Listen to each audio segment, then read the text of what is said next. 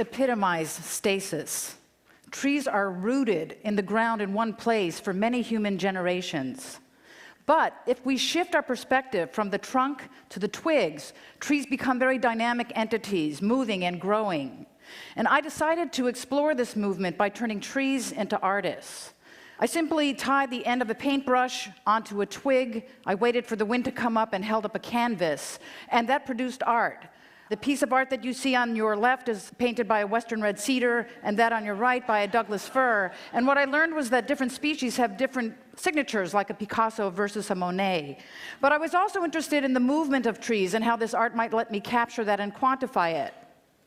So to measure the distance that a single vine maple tree, which produced this painting, moved in a single year, I simply measured and summed each of those lines.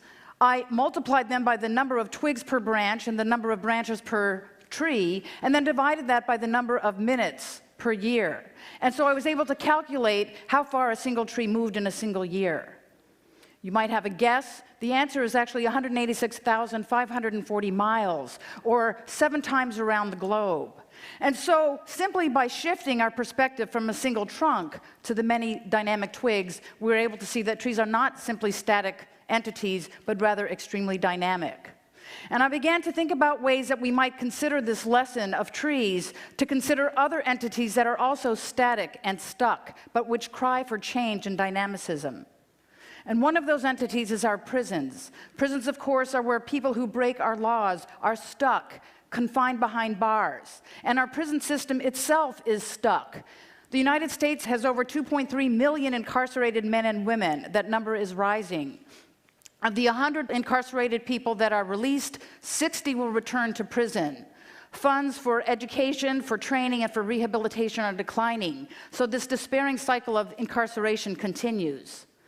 I decided to ask whether the lesson I had learned from trees as artists could be applied to a static institution such as our prisons. And I think the answer is yes. In the year 2007, I started a partnership with the Washington State Department of Prisons. Working with 4 prisons, we began bringing science and scientists, sustainability and conservation projects to 4 state prisons. We give science lectures, and the men here are choosing to come to our science lectures instead of watching television or weightlifting. That, I think, is movement. We partnered with the Nature Conservancy for inmates at Stafford Creek Correctional Center to grow endangered prairie plants for restoration of relic prairie areas in Washington State. That, I think, is movement. We worked with the Washington State Department of Fish and Wildlife to grow endangered frogs, the Oregon spotted frog, for later release into protected wetlands. That, I think, is movement. And just recently, we've begun to work with those men who are segregated in what we call supermax facilities. They've incurred violent infractions by becoming violent with guards and with other prisoners. They're kept in bare cells like this for 23 hours a day. When they have meetings with their review boards or mental health professionals, they're placed in immobile booths like this. For 1 hour a day, they're brought to these bleak and bland exercise yards. And although we can't bring trees and prairie plants and frogs into these environments, we are bringing images of nature into these exercise yards, putting them on the wall so at least they get contact with visual images of nature. This is Mr. Lopez, who has been in solitary confinement for 18 months, and he's providing input on the types of images that he believes would make him and his fellow inmates more serene, more calm, less apt to violence. And so what we see, I think, is that small collective movements of change can perhaps move an entity such as our own prison system in a direction of hope.